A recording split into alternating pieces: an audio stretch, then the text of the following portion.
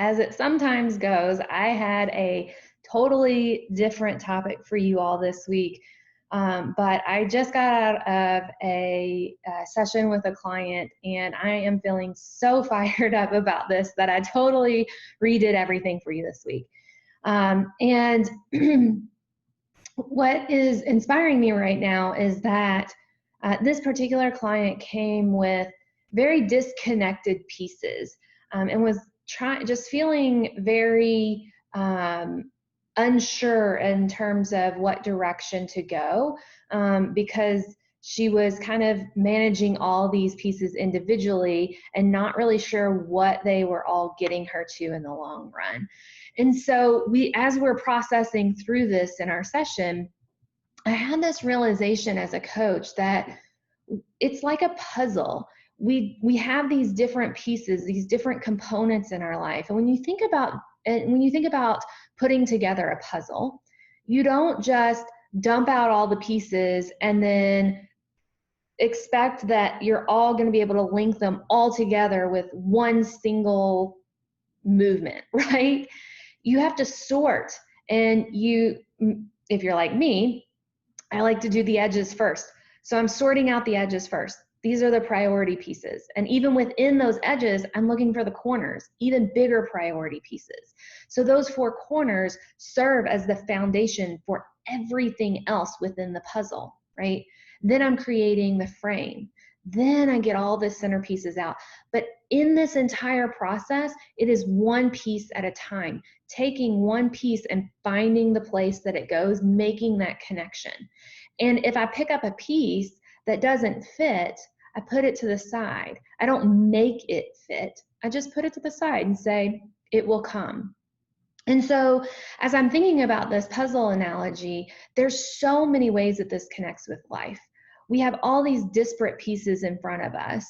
And sometimes we find ourselves trying to find the thing that brings it all together in one foul swoop, when in reality, that just isn't the case, right?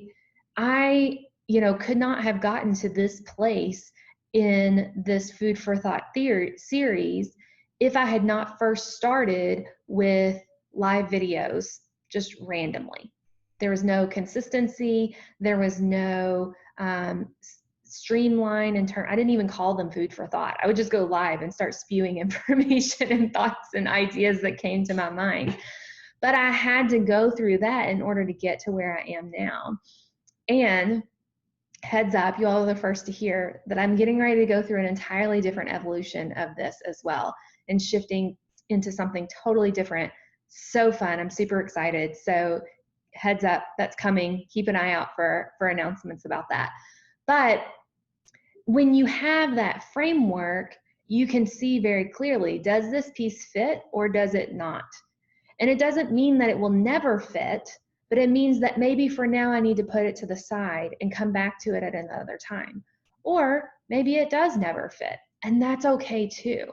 But when you have these foundational pieces, your 4 corners, that can drive everything in between.